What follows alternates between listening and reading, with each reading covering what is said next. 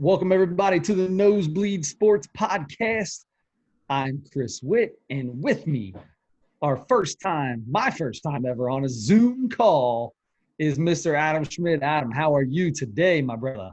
I'm wonderful, man. We're traversing new lands here and trying to figure out stuff. You're much better at stuff like this than I am, but signed up for Zoom so we can try to do this. We're giving it a go. And so far, we've been on the phone together for, I don't know, about 20 minutes trying to figure this all out. But I think we're in a pretty good spot right now. So that means that we will be back on YouTube for the first time in God knows since my phone stopped working. So for a long time. Before we get started and get into the sponsors, actually, let's do the sponsors first. Go ahead, Adam, get us started with the sponsors of the podcast. Well, first and foremost, I've got training personally with Peggy Edwards. No matter your level of fitness, beginner, intermediate, advanced, if you like to be challenged a little or a lot and want the benefit of working with a personal trainer without the cost of a personal trainer, then training personally with Peggy Edwards is for you. Training personally is interval circuit training for all levels with a personal trainer at your pace on your time. Peggy Edwards keeps workouts safe, fresh, fun. Speaking of safe, in the next probably 2 or 3 weeks, she will likely be reopening. It is a gym, so of course it has been closed for the last, 3 months or so, because she was one of the first people to know what's going on with this COVID-19 pandemic. So to make sure she was keeping all of her clients safe, she closed it down right away, and she's going to make sure it's going to be clean. We're going to be socially distanced, and it's going to be ready to go shortly here, probably in the middle of June. So 3634 Boudneau Avenue in Cincinnati, Ohio, zip code's 45211. When you're ready to come back, to get the information to know for sure when she's coming back, check her on Facebook, Training Personally with Peggy Edwards on Facebook, and information about the gym. All the questions you may have can be answered at trainingpersonally.com, or you can contact Peggy directly, Peggy@trainingpersonally.com by email, or give her a call, 513-328-0296. That's Peggy Edwards with Training Personally, 513-328-0296. That's right. And also brought to you by the Ohio Mosquito Control. That's ohio-mc.com. These guys are out and about, and they're spraying everybody's yards all around the city of Cincinnati. If you've got any kind of mosquito problem, right now is the time to get it. You might be a little bit late for that first burst, but I'm going to tell you, he will take care of you. Get a hold of Jason over there, and he will hook you guys up with all of your mosquito control that you could possibly need. They are the pest of the pest, and they will do your yard no matter what the size. They'll do a one-time spray if you got a party going. They'll do businesses. You got a pool like me, it's a must-have because mosquitoes run rampant. I have them come out for the last 3 years, 2-3 years now, and it's unbelievable. Not a bite. My kids get eaten up everywhere they go except my own house. So check them out, ohio-mc.com. Set yourself up with a entire thing. Now, we are here on the Zoom call. We are going to be on YouTube, back on YouTube for the first time in months, multiple months. It's been months since before the pandemic hit. I was able to get myself a little haircut the other day. I took my giant beard off that I had going. You, my friend, you are looking good. Thanks. Good is pretty nice. It's pretty nice for this to say, but it's my hair is I don't even know that you can really tell how long it is on the video. Give it a little brush out. Grab it with the hair and pull it out real slow. It's kind of, I don't know. You've got like 8 or 10 inches of hair now. It's pretty long. You know, the sides are feeling pretty gross, and I mean, my fingers disappear inside of it, right? So I that's remember a an time when idea. you grew your hair out, and it wasn't too much longer than it is right now. I actually just came across some pictures from when my hair Yeah. was at its longest in 2002. And Now this beard, though, at the same time, the beard, this is as shaggy as I've seen you in a long time. Although you grow one of the thickest, fullest beards I've ever seen. my hair on my entire body is thick. I have thick hair. Oh, that's Two good to C, know. two C's, THICC. Uh, Thick. yeah. So, yeah, so real quick, let's talk about hair real quick. All right. So your hair all over your body is thick, right? So do you trim the chest hair area, the neck? How does that work? Are you a manscaper on the chest? We'll just talk about the chest. Not going to go too deep into this. Yeah. We'll keep all that business private. But so I will, yeah, once in a while, I will trim up the chest because it does get, and especially like, right here on the Yep. on where you're getting up to the throat, right? Yep. I mean, that starts going, man. And I got When while it I'm shaving my when it neck, connects to your I'll just beard. I'll just give it a little. All right, get out of here, you guys. I don't want you to come up Yeah. out of the shirt.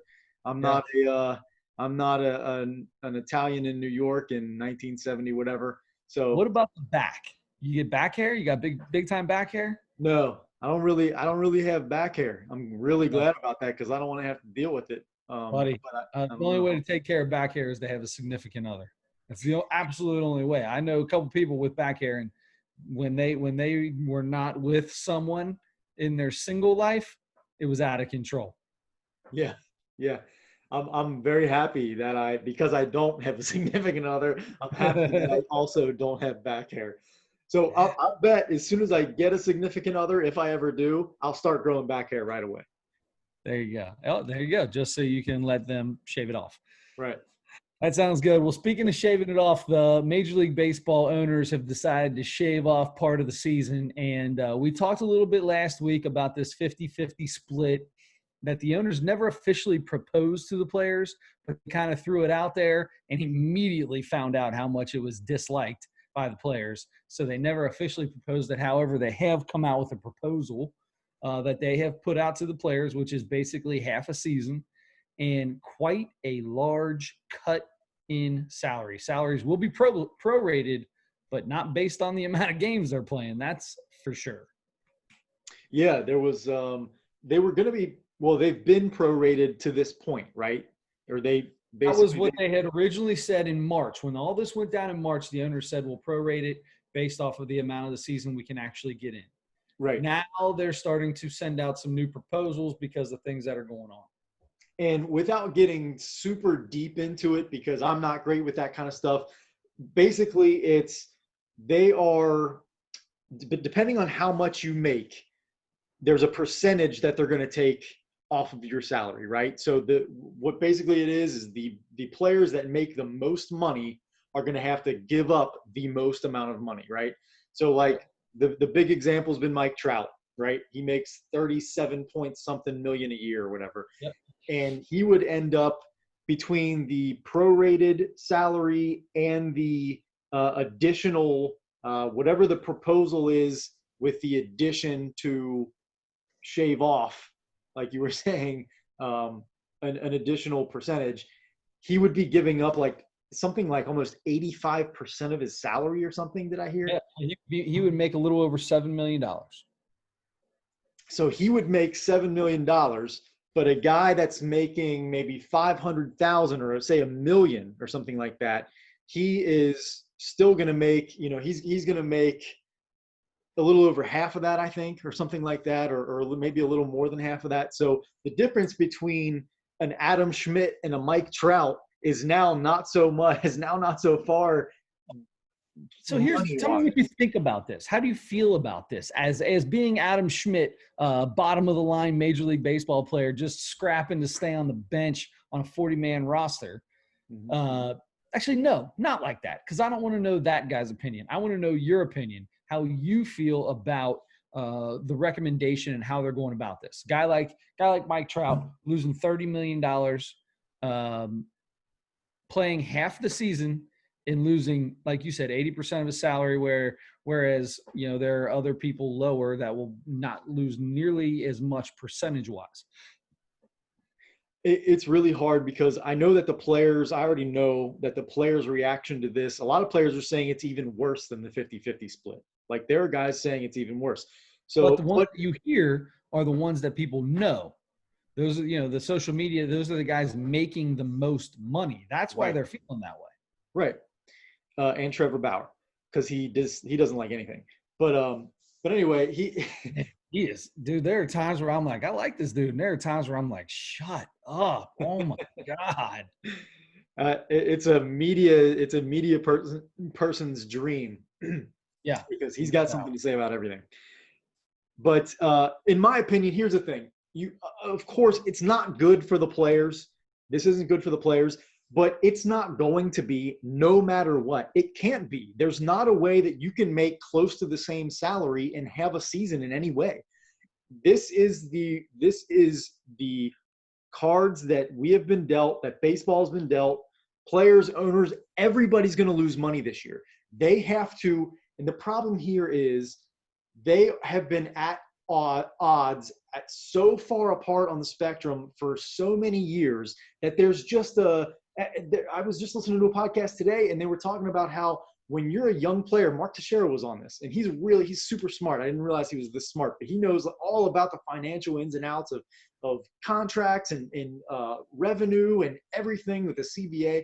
He's super smart about it. So he was talking about it, and he said, when you're a player, you first come in, you're basically taught by the older players to be so opposed to Major League Baseball, to the owners. Like, we're in a union. This is the Major League Baseball Players Association. We have to get ours. We have to do everything we can to get everything we can. And they are out to get us, basically. That's what it sounded like. So they're going to have to, both sides are going to have to swallow their pride. Both sides are going to have to understand we are all going to lose money no matter what this year. And to me, to try to save as much money for baseball as possible, it kind of almost makes a little sense that you're going to get the most. Now, you could share and say everybody's salary is docked, and it's prorated, plus you're docked an additional 15% for everybody across the board.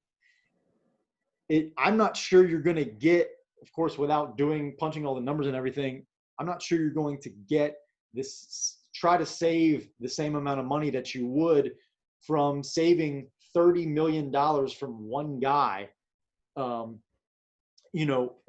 each team, basically. Not that everybody is be missing that much, but they're going to have to deal with it in some way. Either the guys that make $35 million are going to have to make $5 million this year, or everybody's going to have to make way less. And everybody still, even by doing that, Major League Baseball is going to lose money. Each organization is going to lose money. You're going to have to still lay off people and fire people and get rid of people. You can't run your organization like it's normal, because it's not. This is not a normal thing. So it's my opinion. Maybe this is the way it is. This is the first proposal, basically. So they're going to come back. Major League, the Players Association is going to come back and say, no, definitely not doing that. How about this? We need some help on this. And then baseball's going to come back and they're going to switch it off. We're okay with this. So they're going to come back, right? So you obviously don't give out the best. You're not going to give them more than what you're going to start low and let them bring you back up. I understand what the owners are doing. However, it's got to be, maybe it doesn't have to be, but it's got to be closer to equal across the board. During this pandemic, if at my work, let's say I make, 10 times more than what another guy at my work is doing, and they say, hey, and you do, we want you to, yeah, okay. We want you guys to come back to work. However, Chris, where you were making $1 million, you're now going to make $100,000. And let's make it real. Let's make it real. What did I say? 10 times? So let's say, okay, real you life. Make $10 million. No. Let's say, Chris, you make $300,000 a year, and Adam, you make $30,000 a year. Let's come back. We want everybody to come back. We want everyone to come back to work, and we're gonna allow you to come back to work and play or work. However, here's how it's gonna be, Chris. Because of the amount of money you make, you're going to get $80,000, and no, it would be $70,000 compared to do the Mike Trout thing. You're going to get $70,000. Adam, you're going to get about $20,000. So you lose $10,000 a year. I lose $200,000, $230,000 a year, and we're both going back to work, doing in the exact same conditions, in the exact same, doing the same thing. Well, maybe I get more bats, but still we're playing this. We're working in the same area together. We have the same health risks as everybody else has on that team. Yet I'm losing 80% of my salary and you only lose 10%, 30%. That's no way. Absolutely no way. The owners had to know this was going to get turned down right away, and I'm sure they did. But all they're doing is just pissing the players off more than they ever had, than they were before. That makes zero sense. If I am in the players union, I say absolutely not. I'd rather make nothing than have you come back and try this bullcrap on me. There's no way. I'll rather go hang blinds in people's houses for a year and until you can figure your stuff out and we come back to work. I don't think it's fair at all. I think it's ridiculous that they would even think about it. The owners, I feel, are so stuck up in this matter that they think they can get away with something like that. That's horrible. No wonder the players hate the owners. Okay, so you can make $70,000 this year instead of $300,000, or you can go hang blinds in somebody's house for $15,000 a year. So you would rather do that? I'm already losing $230,000. What's another 50? Because the difference between $15,000 and $70,000 is a way different lifestyle. That's the only thing. You also got to remember that these guys that are making all that money, and in even the lowest rated players, which I think they said 60%, the owners are going after the 60%, right? 60 to 64% of players in Major League Baseball make $1 million or less. Don't get me wrong, that's an incredibly large amount of money still. Even I think and I haven't looked it up, and I'll look it up as we talk. But they're going after that 60% because they know they can get them and make decent amount of money compared to the games. And those are the ones where they will make a lot of money in their life or may have already made or may not have made that money yet in baseball. Those people need to work. The other 30, 40%, those guys have money set away. They're fine to not work for a year. Most of the time when these labor agreements come up, they are willing to help the little players out, and they're willing to throw some cash their way to let them get by until the labor agreement's over. I totally see that kind of stuff happening. Mike Trout saying, listen, hey, Adam Schmidt, 40th man on the roster, you say no to this agreement and I'll pay, as much as they were going to pay you. I'll hook you up and make sure that you're living good until then. But we are not playing this year if they're going to try to do this to us. Wasn't that what you're doing anyway then? I mean, if the players making all this money are just going to try to help out the guys that aren't making as much money, isn't that what this proposal basically is? Yeah, but now I don't have to take the health risks of going out and playing with all these guys, and I don't give the owners the satisfaction of knocking my salary way down compared to what I would be doing. No, 100%. I'm doing that before I am going against the owners and losing money before I will not take any money. See, I think that's where that's where they're at, and I think that's where they're going to get themselves in trouble, because it's more about, it's almost like a Republican Democrat thing at this point. I feel like it's The what I minimum keep hearing in salary in baseball. Major League Baseball is $563,000. Okay, so and They're was fine. it? Did I see it was like is it gonna be like half for them or something like that? They're gonna have to take like I, half of what the prorated salary would be. yeah, something like Like that. around there. I don't know So exactly what it is, but so compared to the 80-85% that a guy like a Mike Trout, a Max Scherzer, those guys would have to take, that are making $300 million over 10 years. correct. Um, so I don't know. Like that's the thing is, I think if it's more about It's setting a precedence too. You got to remember, in 2 years there is a labor agreement coming up in Major League Baseball. There'll be a new CBA that will have to be signed, and because of that alone, just you as a union have to stand firm, because as soon as you let a precedence, even if this is a pandemic and something that's never happened ever again, you can't let little things slide that could eventually come back up later to bite you. I totally agree with what the players say. I think they'll come back and they will say, I got no problem, if you want to knock his salary to 50%, that's fine. I don't need to make 50% of my salary. I'm good with 30. Let's say the top 10% of the league makes 30% of what their salary is. The rest of the league makes 50 or 40, whatever. You find that way to get to the same number. Find the number that the owners have. Get to that number. Let's figure out what that number really is, and we'll split it up equally by the way we're paid. I think that's the fairest way to do it. Okay. Well, I'm sure and of course the players are going to want it to be as fair as they can make it for them and across the board for all the players. But that's why I think they're going to have to, Tony Clark and Rob Manfred are going to have to decide that this is a different thing than we've ever experienced before. I understand the setting a precedent thing for when the next CBA comes back up, but you have to understand that this is something for this year. It's something that we've never dealt with before, that we're going to have to, except for like labor, except for like the years that they were on strike, I guess is the closest thing to this.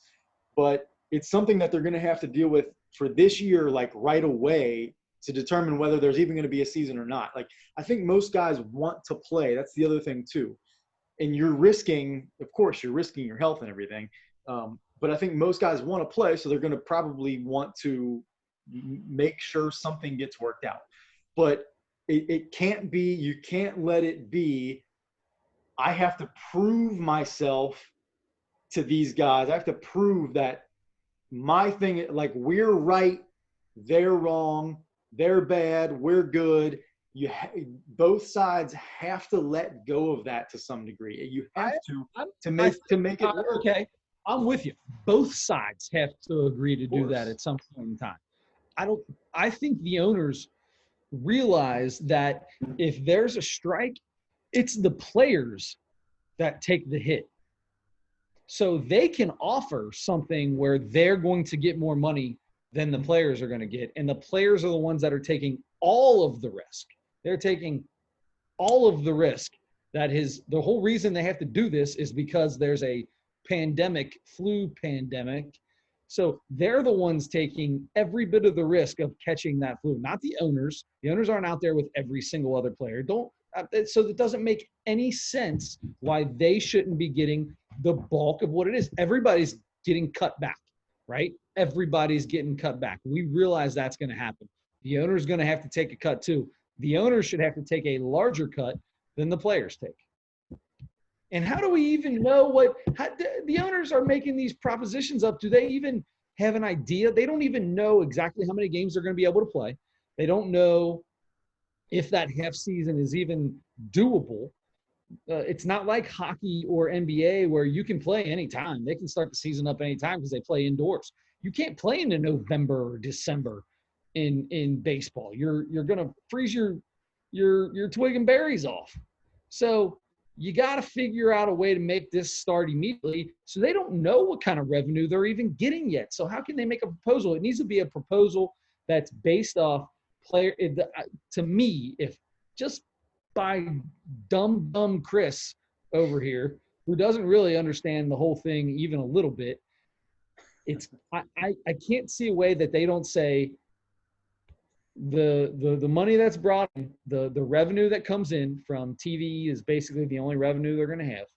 From that TV revenue, it's got to be a 70-30 split, 60 or 80-20 split, players to owners, or even 90-10, which is probably closer to what the actual split would end up being. 90-10 owners to players, and then from there, the Players Association will not the Players Association, but then it will be divided out. They'll marginize or make a percentage of each person's salary and go from there. I can't see any other way to do something else. They get so intricate with all this crap, and I feel like you can figure out something way easier. I don't know. It starts to get annoying to me, and now I start talking around in circles, and I don't even know what I'm saying anymore. So stupid. Just play baseball. Give them all the money. I'll bet there are, if there are, let's see, 30 teams and say 25 guys on a team, you got, five? It's not going to be 25 guys. It's going to be 30, whatever, 35 guys. It'll be different this year, yeah. However many hundreds of players you have in the league, you might have that many different opinions about it. I mean, there are a lot of players are going to feel the same way in general about a lot of things, like they do already about this proposal for what they're going to make. But I'm sure there are guys that don't want to play because it's too dangerous. There are guys that want to play no matter what. Even if everybody had COVID-19, they would still play. There are guys that don't care about the safety or whatever. It's all about the money. There are guys that don't care a bit about the money. It's all about how many games they're going to have to play and how much travel and whatever. I mean, there are so many different things that are going to have to, and like you said, they're going to have to decide how many. That's all part of this whole thing. Most of the talk is about the money because that's the biggest deal, and that's what's going to keep them from playing at all, if anything. The other stuff, bless you, the other stuff is going to be the easy part. I mean, how many games you're going to play and where you play them, and having to play, possibly having to play. That's been all along too. Like you said, in the cold weather months, you're going to have to play neutral site games in Florida or California or something like that, or Texas, and it's just going to have to be that way. And that's part of this thing. You're going to have to accept that because that's how it's going to have to be this year, because this is a special case. I'm totally good with playing in different places. That's not, listen, your job is your job. You go out and play the game of baseball, right? That's the job. No matter where you play the game, the health risk, that is the whole reason this is all going on, whether you are 100% in on being scared to death of it or 100% could care less about it. That's beyond the point. The reason we have this issue is because of it. Therefore, there's a health risk for these people to be around this many other people. You've already made that clear by canceling the season this far. So if you're going to put those players in that situation that you've already canceled half the season for, then it doesn't matter where you do your job. It then comes down to the fact that I'm getting paid to do my job. That's where it's all going to come down to the money. And I don't care what people say about we just need baseball and people need to figure it out. Baseball, the union and all that just needs to figure it out. It's not that simple. It is. Think about how not that simple it is in your job. I realize they're making millions of dollars and the minimum player is making $560-some thousand. However, you have to remember, it's still their livelihood. You earn every dime you make at your job. If you worked your butt off and got raise after raise after raise, even if it was $15,000 a year, and you started at $2,000 a year, that's ridiculous, but whatever. You work your butt off for that. There's no one out there that should be able to look at you and say, oh, come on, something's better than nothing. No, screw that. Screw you, screw that. That's what I say. I'm starting to get irritated now. I'm starting to get irritated. Okay, well, so forget about trying to feel it from a player standpoint or an owner standpoint or whatever. Forget about that. Go back to being Chris Witt, the baseball fan, the biggest baseball fan I know. Answer this question for me, please. People are talking, you're starting to hear talk again, like every time a CBA comes up and they talk about a possible strike or anything, baseball is going to lose all these fans, right? All these people are going to be so upset because people making millions of dollars, whether it's players or owners or both, it's both, can't come to an agreement on the way they're going to share money and all that kind of stuff.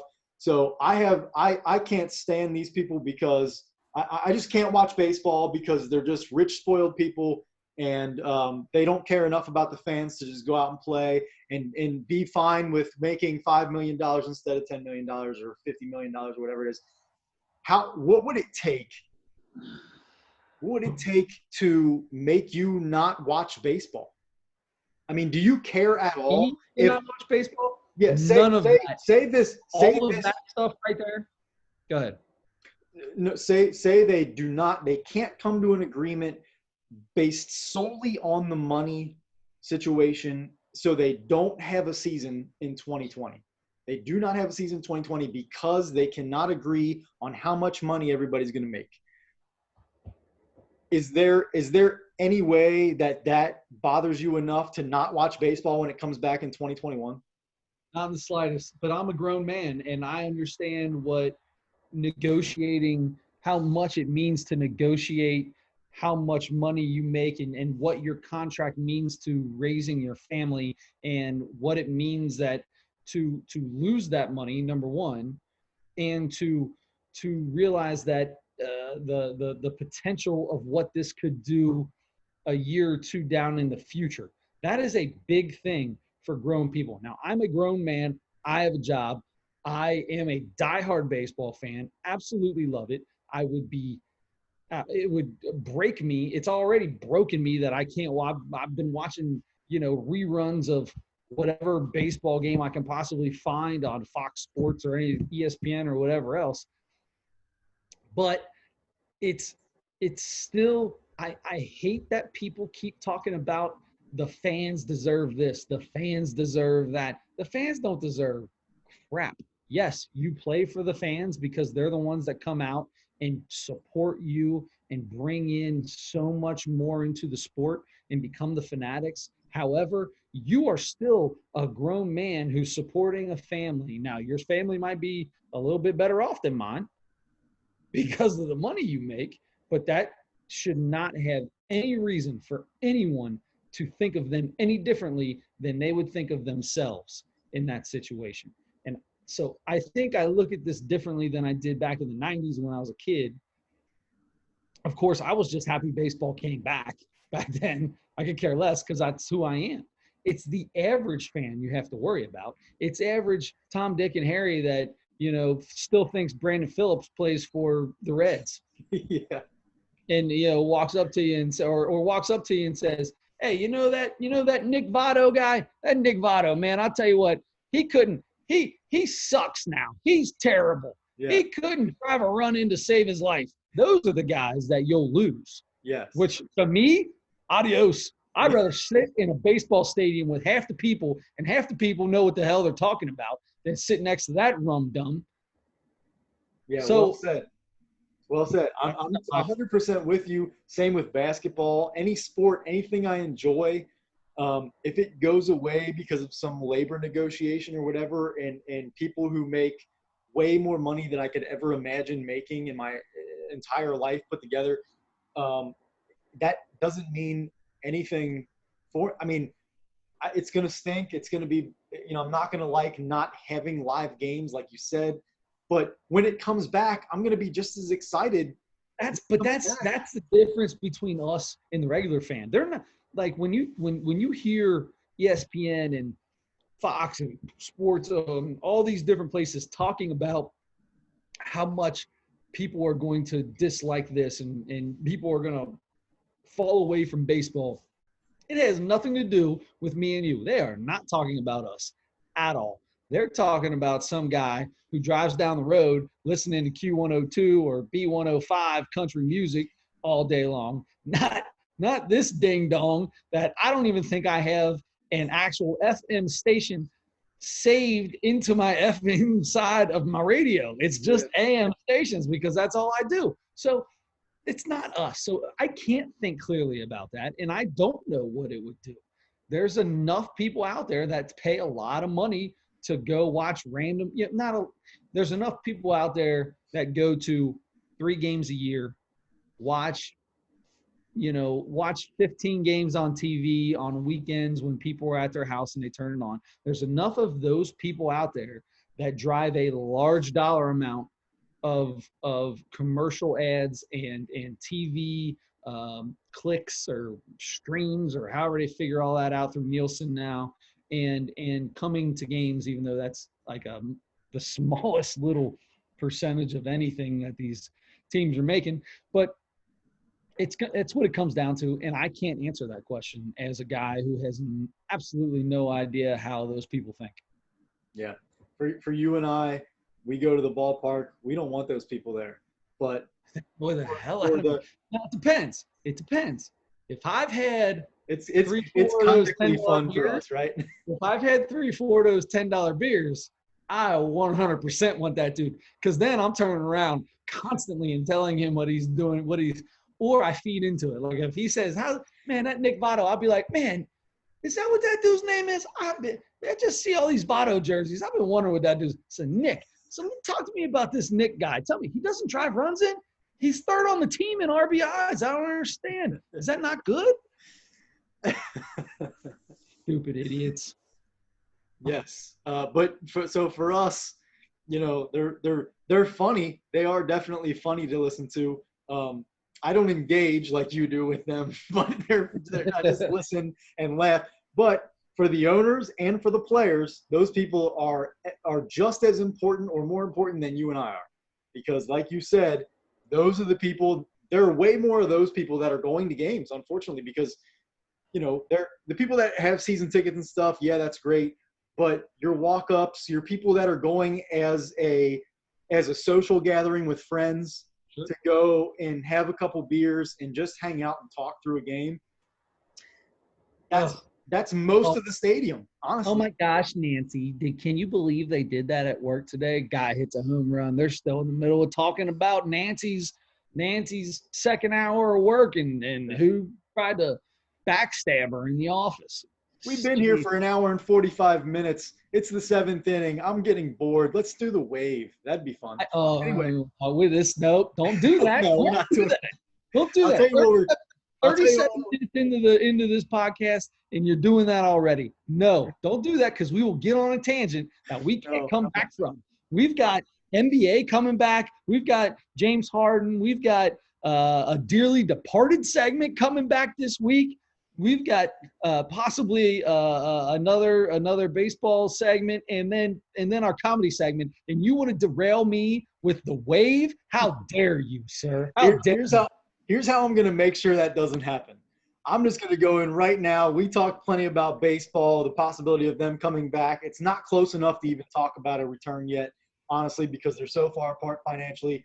NBA, though, those two sides, the Players Association in the NBA and the NBA, the leaders there and the owners in the NBA don't have the same conflict issue. They have some.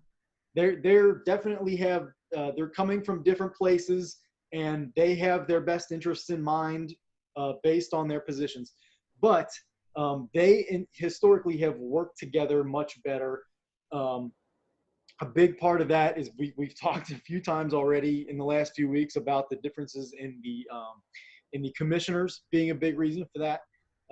Adam Silver in the NBA has a much closer relationship with the star players in the NBA, and that's a big reason why. Same with David Stern for the most part. He had better relationships with the star players, most of them, for a long time. So They're business people, of course. They want to do what's best for the NBA to make the most money for the league, and the commissioners do work technically for the owners, but they're much closer on wanting to do what's best for the sport, best for the game, and best for their league. So speaking of that, they're closer now. It seems like they're inching very slowly, but inching a little bit closer every day to figuring out a return. Now, a lot of the teams have opened up their practice facilities now, with restrictions, mostly only solo workouts for right now, for the players. And I'm sure they've got more than one guy coming in now at the same time, but they're using different baskets and staying up, far away from each other, as much as possible. But it sounds like it's almost definitely going to be in Orlando, right? In Wide World of Sports, there. And it sounds like it's probably around late July. And the big thing, more than the money, they're not. That's why this is going to happen before baseball will, because the money thing isn't as much of an issue. It's more how the playoffs are going to be structured, because it's going to be different. Whether they're going to play any regular season games when they come back, how much, how many weeks they're going to need to kind of like work back, like have another mini camp or whatever, another training camp. How all that stuff is going to play out, how everybody wants it to be. And that's the biggest thing. And we're getting all kinds of ideas about how everybody thinks the playoffs should go and how many teams. That's the big thing, is if they're only going to play a few regular season games to finish it off, or if they're going to play a tournament, like a one and out tournament or something for some of the teams that were close.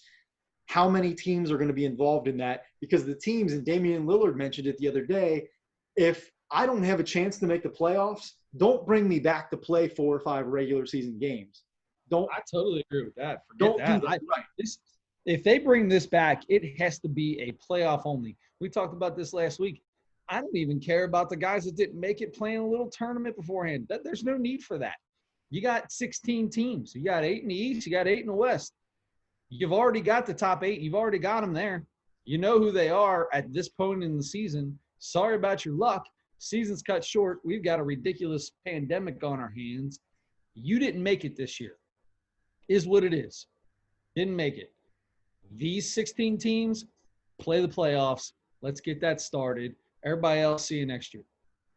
Yeah, that's I'd be fine with that. The only thing is you're going to do better with television viewings if you have more teams involved, of course, because more fans from those cities and those surrounding areas. Right now we'd be in the playoffs anyway. So the television viewing, you're saying you're trying to make up money now. You're trying to make up for lost money. So you're bringing extra teams in. So we had 15. Right. So we had whatever it was, 15, 20 games left in the regular season when it stopped. So those teams that were a game, 2 games, 3 games out of that last of the 8th seed in each league, those teams still had an opportunity to possibly make the playoffs. So do you do the 9 and 10 seeds in each league are playing a tournament, or the 9 through 12, I guess, seeds? Are they playing a little round robin tournament against the 7 and 8 seeds, or what's happening? Basically, they want to be able to play some more games. They want to give more teams an opportunity to possibly make the actual playoffs. So I think they're gonna try to work something out because of that. I've got it figured out. Let's hear it. We're already playing in a bubble in Disney World, right?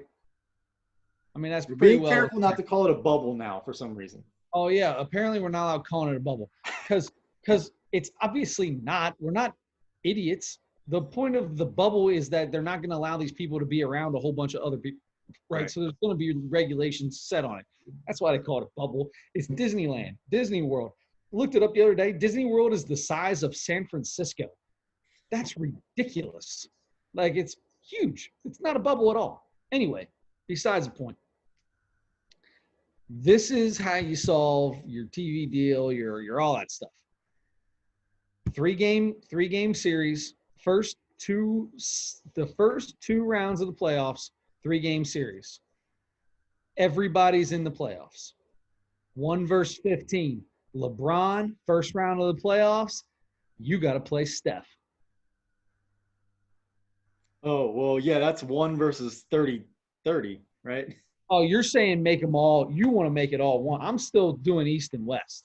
But I also like, yeah, that's 1 versus 15 in the You're right, in the West. And then you have in the East, it would be Cleveland and Milwaukee. So that's, I understand. We can, and I'm totally good. And Stephen A. Smith was talking about this, and I kind of like this. This is the perfect opportunity for you if everybody's in the same place to do what they've been talking about and restructure the playoffs and say, all right, we're going to do 16 teams. We're going to do 24 teams, whatever. And just say, boom, here you go. Top to bottom. Let's it's still just the 8 teams from the East and the 8 teams from the West. Those are the teams that make it in. But it might be West, East, West, East, West, West, West, West, West, East, East, East, East. Like there might be 4 East teams at the bottom of the bracket. But they made it in fair and square. I kind of like that idea. I think I enjoy it. I kind of enjoy it. You are such a lifelong, diehard, old school baseball guy. I'll tell you that.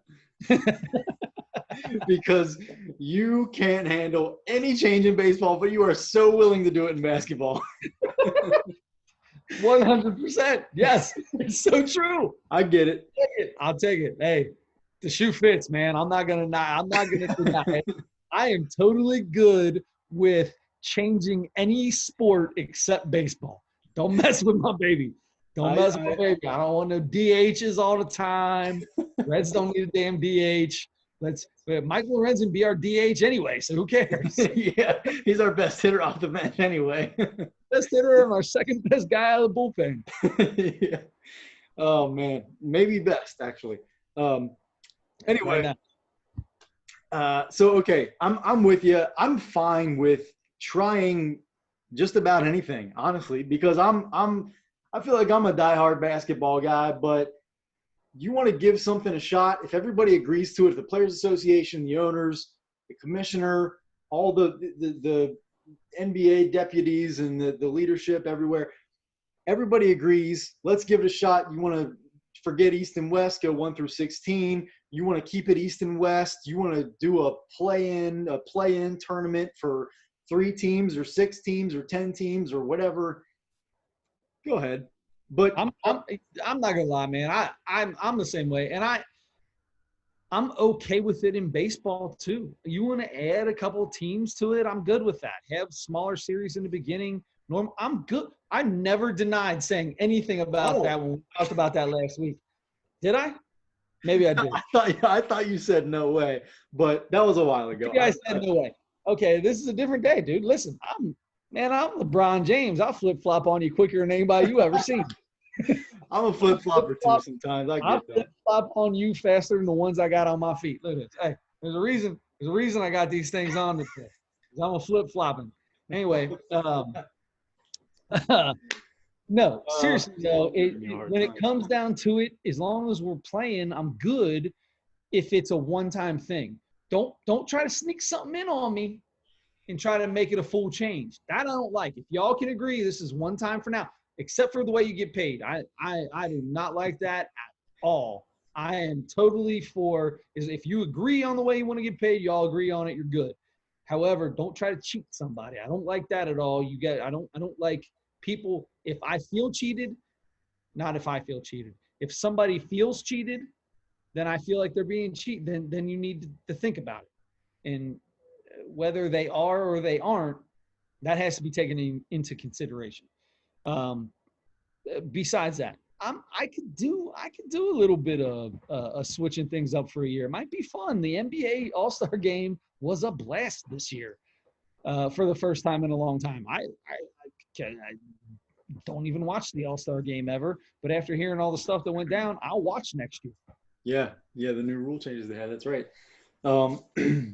Okay, so it's But don't becoming sneak those rule changes in with like everybody's got to the race to 24 in the fourth quarter or some goofy stuff. Don't try to sneak that in on me on a regular season. That's a one-time kind of deal, dude. Don't play it with me. In baseball, you're like, hey, you're coming to get me with this rule change, with this one-time thing. No, that it's going to be permanent if we do it once. All right, I'm gonna stop giving you a hard time about that. I am. It is what it is. Listen, I'm a grown man. I'm that I way got too. big I'm telling shoulders. I understand when I'm saying something that makes no sense between two different sports. I can be completely opposite because you know what? I'm gonna be. you feel differently. You have different emotions about them. I totally understand that. It makes I do sense. have totally different emotions about, and it's like we said, there are people that maybe I'm that guy in basketball that I was making fun of that I can't stand sitting next to at a baseball game. Oh, Maybe no. that casual fan. I'm not that casual fan for No, basketball. because you have those people at Xavier games. You are. Oh my gosh, we talk about that all All the right. time. I gotta stop trying to get you worked up. All right. So I'm already there, so the thing, it's very very small line now. Don't cross it because I'm all right, jumping. with each topic that we talk about tonight, I'm gonna try to get you worked up about something. I'm 2 for 2. And then So once you get me to that point, switch it. Just let's I'm jump. switching. Let's go to this James Harden thing. Talk to me about James Harden. What So, happened okay. that James Harden's so butthurt about? You already know I can't stand James Harden. Well, okay. So I'm not sure that he's even butthurt about it. Okay. But people started bringing it up right away. It's been 2.5 weeks or something now that this happened. But we spent the last 5 weeks on The Last Dance, so we didn't talk about this yet. But I think it's interesting enough to bring it up again, and I want to get your opinion on it. Because some people were making a big deal about it. I don't even know if James Harden – I'm sure somebody asked him about it, but I don't even know what he said about it. There was a call that Adam Silver had, a Zoom call like this. Basically, you and I are doing the exact same thing that LeBron James and Adam Silver and all these guys are doing, because that's how we all do business now. Me and LBJ are just like we're brothers, man. You guys basically do all the same things in life. So, so on this call, it was a superstar call, which I don't know. I guess you can feel a lot of different ways about this, but there were only certain guys invited to this call, and I don't know who made the decision. I don't know if it was Adam Silver. I don't know if Adam Silver and Chris Paul, because he's the player rep or whatever for the for the NBA Players Association. Okay. But it was LeBron James, Chris Paul, Damian Lillard, Giannis Antetokounmpo, Russell Westbrook, Kevin Durant, Kawhi Leonard, and Stephen Curry. Those were the guys on this call with Adam Silver, kind of discussing kind of the beginning to basically giving their opinion on how to go about getting a season going again. Okay. So the leading scorer in the league for the last couple of years, I think, one of the best players for the last 5 years in the league, one of the top 4 or 5 players probably, a guy who is kind of revolutionizing the game offensively. In a bad way, right, though? And not in a great way. It depends on how you look at it. I don't look at it in a good way at all. There are very annoying things about what's happening with the way that he plays, but he is also averaging 37 points a game this year. I could average 37 points a game if I shot 500 shots in a game. That's stupid basketball player. That's stupid basketball fan talking without really paying attention to the actual numbers. That is not true. I take that back. But their offense is shooting that many shots. He's shooting a ton of shots because the offense is designed that way. Right. Now, so his usage is crazy high. But anyway, either way, you would agree that James Harden is probably, all the names that I just mentioned, would you agree that James Harden is right there with all of those other guys? Sure. As far as being the star. But how many are they really going to have a Zoom call with 15 people on it? No, you got to cut it off somewhere. They Chris, fell off of James Harden. a Zoom call with up to 100 or 300, depending on the Zoom account that you have. And the NBA has the biggest one, I'm sure. You can get up to like 1,000 people on a Zoom call or something like that. What? Yes. Don't ask me to be on that call. Absolutely not. They're not going to do a Zoom call with every single player in the league, which is why this superstar group. Because there's always two kids in my son's Google Meet thing that the teacher says, all right, everybody mute your thing. And when I ask you a question, hit the unmute button. No, you get that many grown men with kids, right? You got some kid going, hey, daddy, let me watch this. Oh, no, don't do that. And not paying attention to a thing, but he never turned his mute on. So that's the only person we can hear with this silly yellow box around our face. By the way, this cracks me up that it's telling me who's talking by a box. If I can't hear who's talking, I don't feel like we need this yellow box around our picture. Okay, so are you saying that James Harden is the guy that puts it at a too high a number because his kids are going to be running around and he's the one that's going to be wrecking the call? Is that what you're trying to say here? I'm not saying he's the one. I'm just saying you got to cut it off sometime or it's going to get too big. It's going to get out of hand. So James Harden is the one. He is. All those other guys are at a higher level star than James Harden. If you're basing it off being off of star potential, off of who's the biggest star, then maybe if that's the case, I mean, I don't know. I feel like he's right there with Russell Westbrook. He's the same or maybe a little lower. There, I feel like Russell Westbrook is liked and probably has more. Let's do it this way. You want to talk about stars, then it should be off endorsement deals. Let's say whoever makes most off endorsements, I want the top 8. Give me the top 8 endorsement guys. They're there. James Harden just fell to number 9, man. Okay. Nike dropped, or because Adidas dropped him because he kept wearing his Jordans. He refused to take his Jordans off. Huh. Okay. So I'm almost 100% sure that that's not how they determined who was going to be on this call by endorsement deals. I know but that. I know you know. It was interesting to me. It seems like the guy that leads the world in scoring might be on this call with these other guys. I think he's a bigger star than Russell Westbrook, to be honest with you. I do. I love Russell Westbrook. I like Russell Westbrook more than I like James Harden. But as far as the best players in the league, I don't think James Harden is liked throughout the league. I don't think James Harden is liked that much.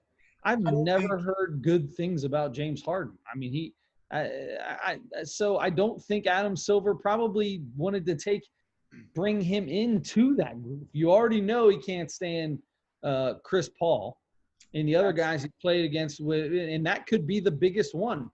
And I'm sure that's already been a point brought up, but that's probably the biggest reason. Chris Paul's the head of the Players Association, right? He's not having Chris Paul come join that. He probably picked the people that were going to be on it, not Adam Silver. Okay, that's what I was getting at. So there are a few interesting things. That was one of them.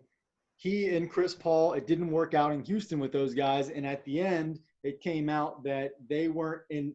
Everybody kind of says it was overblown and all that kind of stuff, but they were the 2 biggest stars, the best players on that team in Houston last year, and there was video evidence of them kind of disagreeing on stuff, which happens constantly. But when it's 2 stars, it does get blown out of proportion most of the time. Sure, and it does happen on every team anyway. Exactly. We just watched it. We just watched a bunch of it with the Bulls. Yeah. So anyway, but there was talk that those 2 didn't get along. They didn't love each other personally. No. It might be true that not everybody loves James Harden, but I think that's also true. That's definitely true for Chris Paul. A lot of people do not like Chris Paul. A lot of guys don't like LeBron. A lot of guys don't like Steph Curry. I've never heard somebody say either of those 2. I've never heard someone that didn't like LeBron or Steph Curry.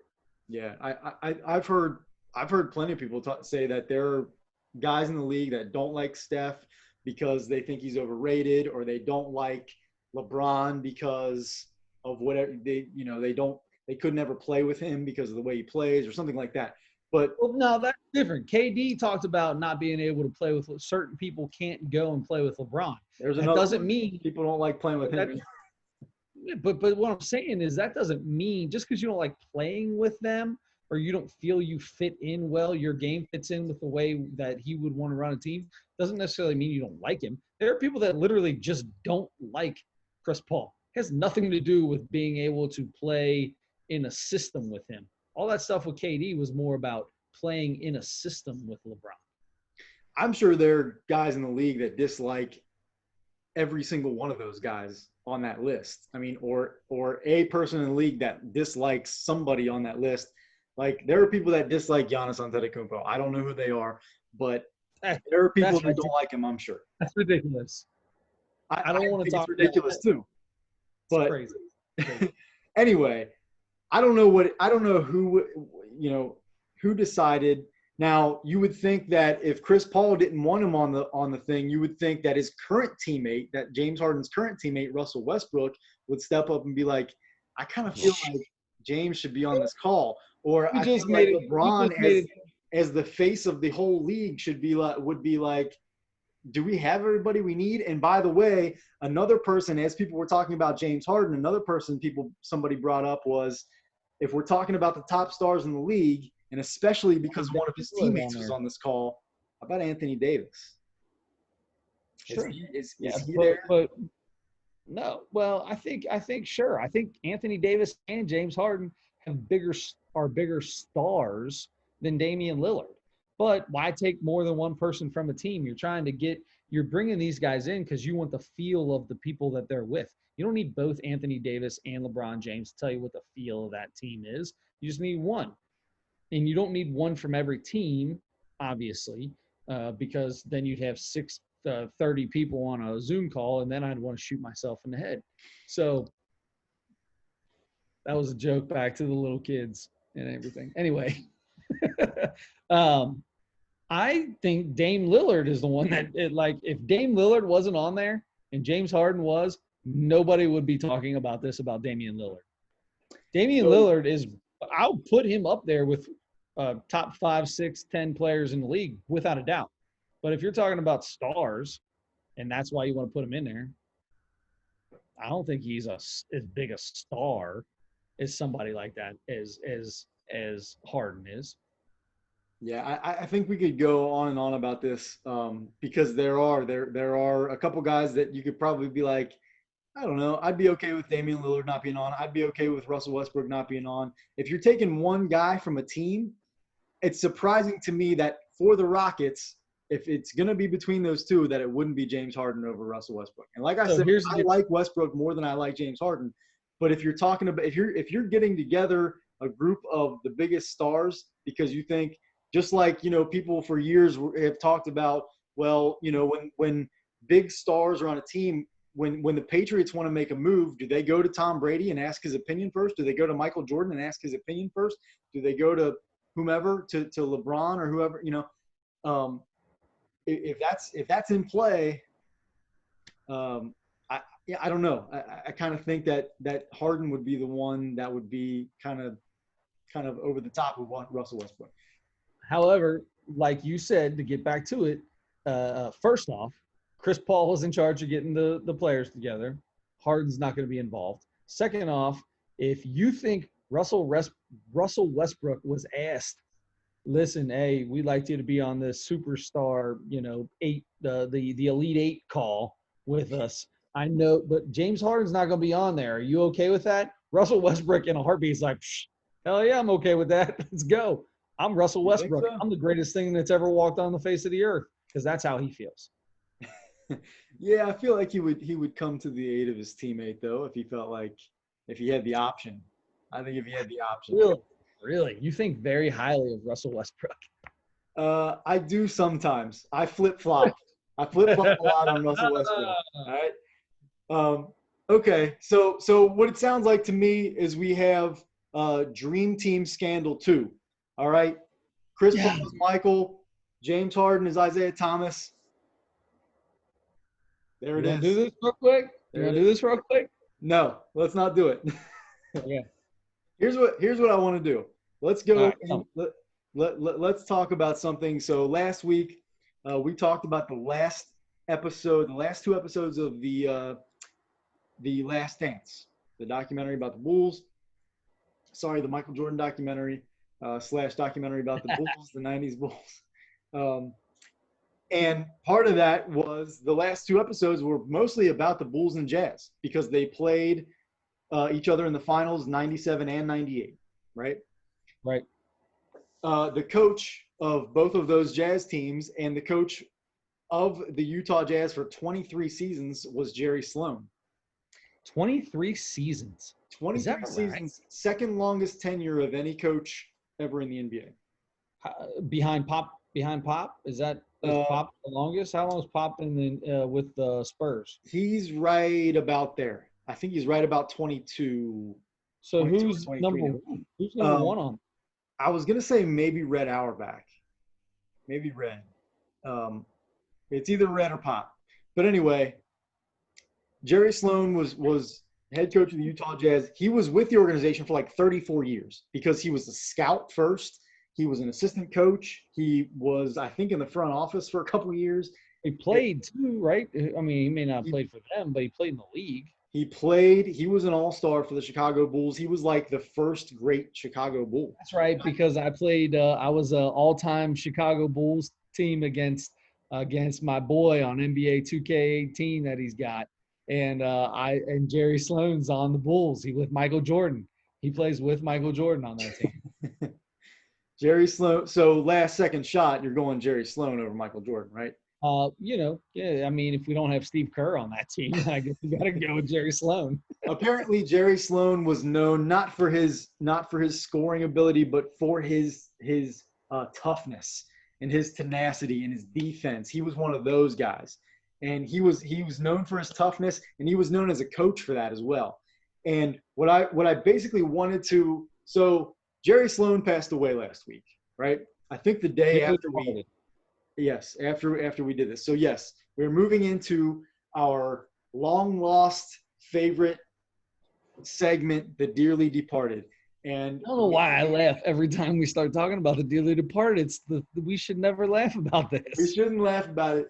And here's the reason I wanted to bring up Jerry Sloan. Last week I talked about how strange I thought he was, and the next day the man passes away, and I felt kind of bad. But I was kind of joking about it because I just remember mostly his Hall of Fame speech and just thinking that was so odd. But I think he may have been inducted the same year Michael was. I could be wrong about that. But anyway, so that's two bad Hall of Fame speeches in one sitting. But anyway, Jerry Sloan, I thought that about him ever since then. And Chris, I got to tell you, I was blown away by the reaction from NBA players past and present that knew that like had such feelings about Jerry Sloan passing away. I didn't realize he was that highly regarded, that revered in basketball, even with younger guys younger than me that weren't around that weren't playing in the league when Jerry Sloan was coaching. I mean, he's been gone for 6, 7, 8, 9 years. I don't know. I don't remember how much it was, but yeah, maybe 10 years or something. But guys are like, man, this guy is a legendary person in our game because of his because I guess just the way that he played and coached.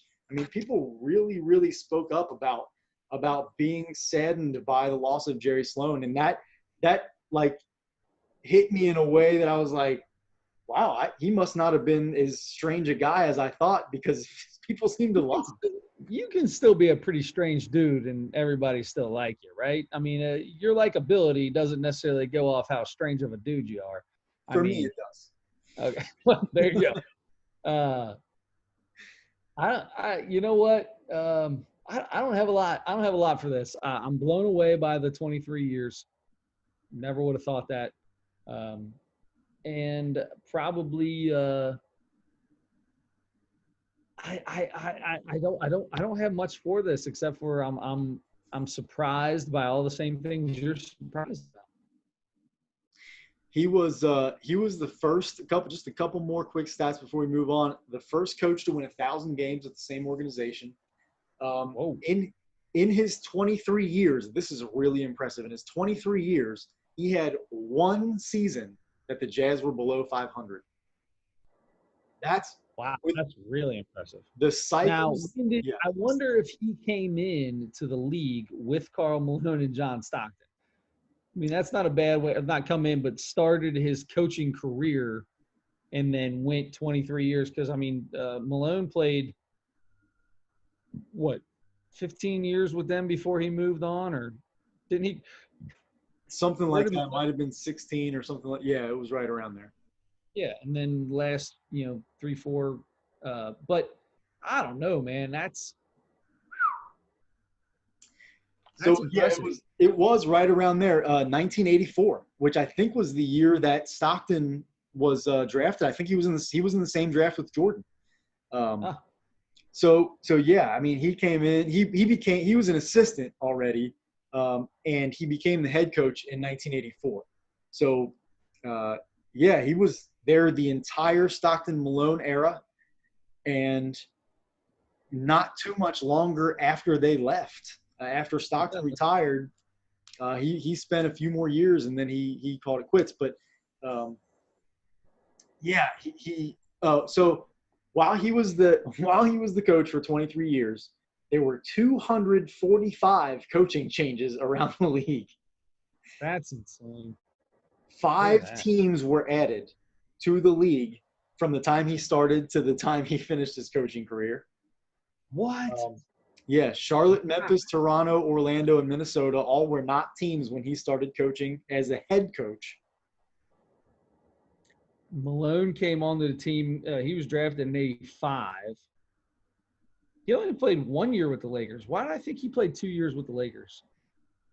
Yeah, I didn't remember whether it was 1 or 2 either, but I know they went. Yeah, I guess it was just that 1 year because I think Gary Payton may have only been there that 1 year too. Stockton left 02-03 after the 02-03 season, and Malone left after Stockton retired when Malone left. So that was it. 1, 2, 3, 4, 5, 6, 7, 8, 9, 10. Nice, stupid thing. 9, 10, 11, 12, 13, 14, 15, 16, 17, 18 years for Karl Malone, 19 years for John Stockton on that team. So if he was there for 23, he basically just coached John Stockton and Karl Malone. Yeah. I think I'd stick around too. And when they left, I'd probably be like, this isn't so fun anymore. I'm out. Yeah. Okay. Yeah. I finally am going to have I'm finally seeing their possibility of having a losing season. We have Darren Williams and Carlos Boozer now, but I don't know. I'm getting up there in age, so I should probably think about retiring. So he was 78 years old. 78 years old. That's a young man. I feel like that's way too young. Yeah, it always feels way too young to die. But 78's not. I do not agree with that in any fashion at all. But you don't think 78? If I'm 106 and somebody says, "Hey, what'd you wish for when you blew the candles out?" and I was like, to die.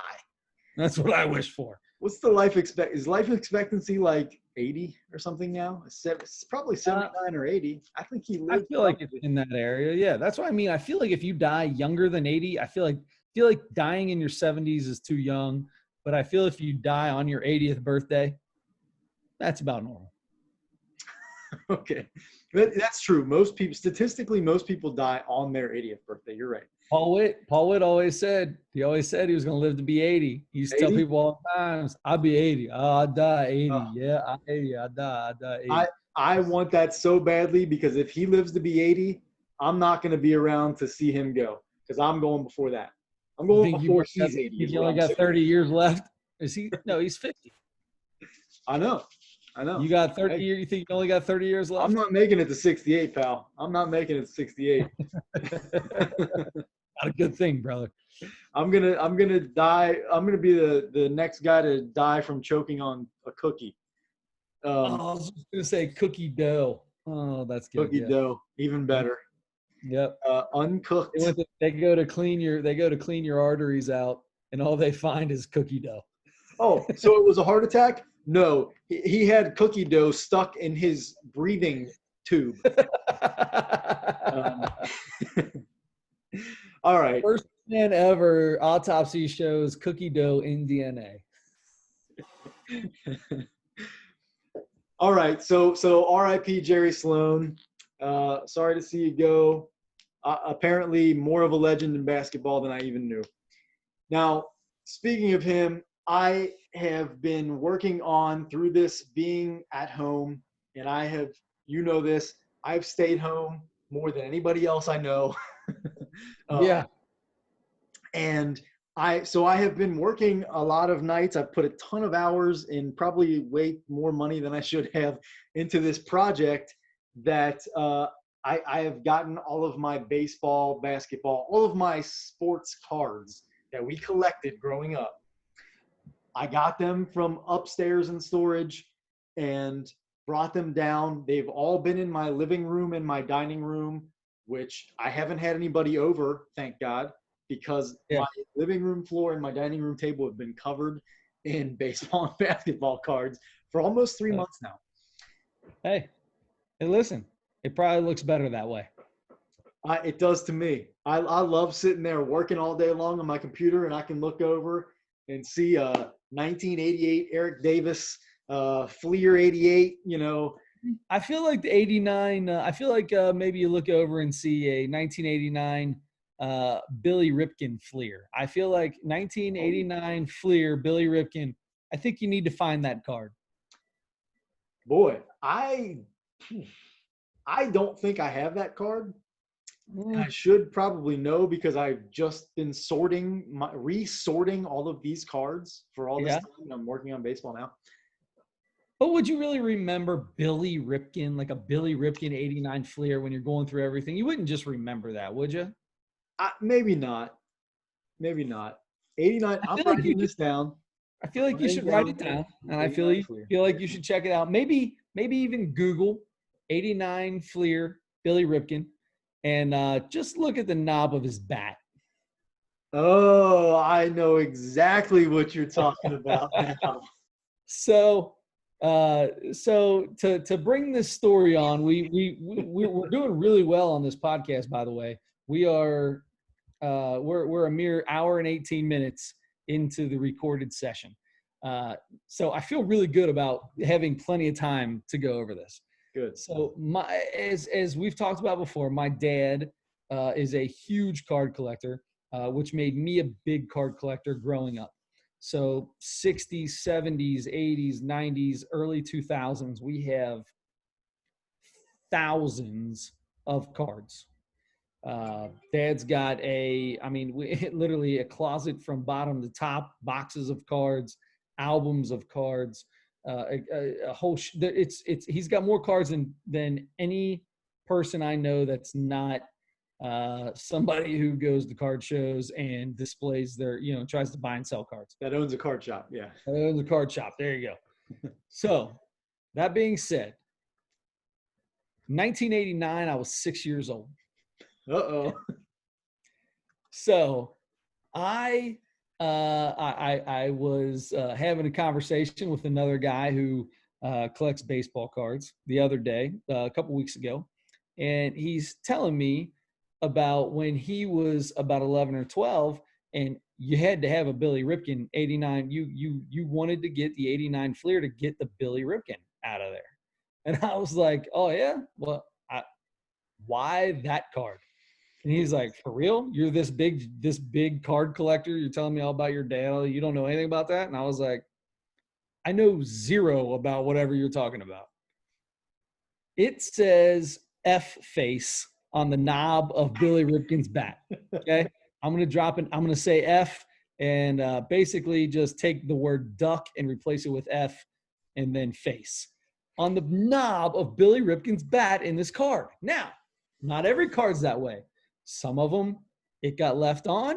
Some of them have a black square around it. Some of them have a white square around it. Apparently, the white square is the hardest one to find.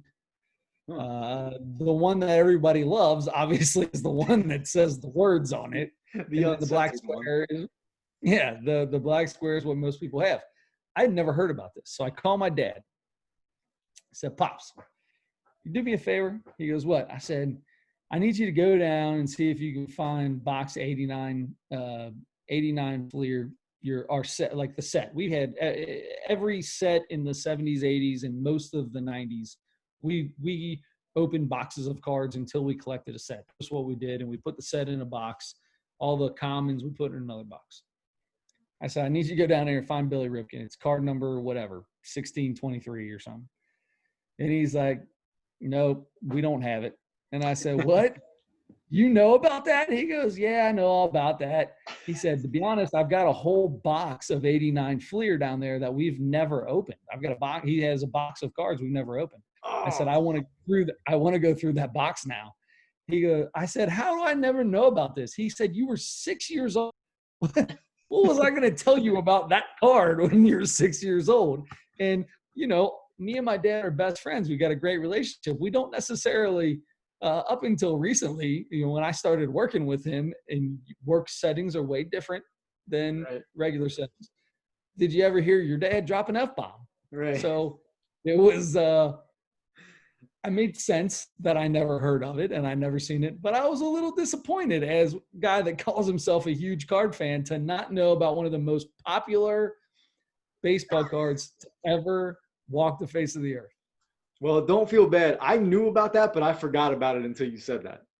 You knew about it? I didn't know about it till 2 weeks ago. That's so funny because you saw my reaction as soon as you said the knob of his bat. I was like, oh yeah. Oh yeah, that's the one. What I did not know is that, and I feel like after you started saying that, I feel like I heard maybe a story that they stopped production at some point when they found out about it or something. But I did not know that they were releasing them with either black or white squares. I never knew that. I didn't do a bunch of research, but there's apparently the white square, I think, is the one that's the least common. So it's actually worth the most. It's worth a few $100s if you have one of those. Oh, wow. Wow. Yeah, it's ridiculous. That's big because the card industry, the value of cards has gone way down over the years, right? Compared to when we were growing up. I feel like the value of all cards have gone down. However, the value of certain cards have stayed steady or went up. You know, your Griffey rookies, your bench rookie, you know, certain Hall of Fame rookie cards and inserts and things like that. But yeah, for the most part, I mean, it got to the point in the 2000s, early 2000s, maybe late 90s, probably late 90s, where there was 700 cards in a set, and then when you opened a pack of them, you only got 5 cards in a pack. So there was like 12 inserts, and it made it impossible to collect anything. See, I feel like that's the case. The newer cards are more like that. I felt like in the 80s. That started in the early 90s, in the mid 90s. That's when that's mid to late 90s, probably late 90s, 98, somewhere around there. That's when that started, because that's when cards really started going. You got way less collectors. You got people. The card family went down. However, in the mid 2000, like 2008 to 2010, somewhere in there, Topps, I think, started bringing out that old 15 card pack again, trying to get people back into collecting cards. That's my big thing, is you used to get 15 cards in a pack, and when, you know, kind of toward the end of when I stopped really like going to card shops and buying cards and stuff all the time, it was like, you know, and you would go in, we were kids, we would go into one of the, you know, Delhi Dugout or bleachers or the two that we went to, right? Yeah. You had bleachers down by you. I had Delhi Dugout. And we never went to the dude down on Glenway, though, because he was mean as a hornet. Well, I used to go there a lot, too, but we would do more those two, though. You're right, because they were close to our house. What was the guy down on Glenway? I think he may even still be there. still there. It's still open, and I drive by it all the time. Gold 'Cause I live coins, 2 you get seconds like away. gold coins there and stuff like that It's too. yeah, and they do like Magic the Gathering and all that kind of stuff. Now they're like Yeah, people are into I that. feel like most of those card places do a lot of that stuff, Pokemon and crap like. Sorry, not crap like that. Heaven forbid I say something and try to become a politician, and I can't become a politician because I Hey, said Pokemon cards are crap. just wait till the YouTube comments come out on this video, buddy. You're in trouble. Bring them on, baby. Let's go. I got big shoulders. Come on. Hey, you know what I think about Pikachu? He can peek a little chew with this. That's what I say. You take that. You Oh take man, your he's take a. your I Dungeons tell and you, Dragon card. Pikachu's a real Billy Ripken bat knob. I'll tell you that much. So, but something that I found out yesterday, and I only looked into it for a couple minutes, but I'm blown away. Something that's different. Another thing different about the industry now, the card industry is, I'm pretty sure. So they had the price guide was like the Bible to us, right? It was Yeah, the Beckett. You had to get the Beckett Beckett. basketball, Beckett baseball There was card monthly. two of them, though. There used to be two. I can't remember what the other one was called, but the one that everybody used was Beckett. Was Beckett, right?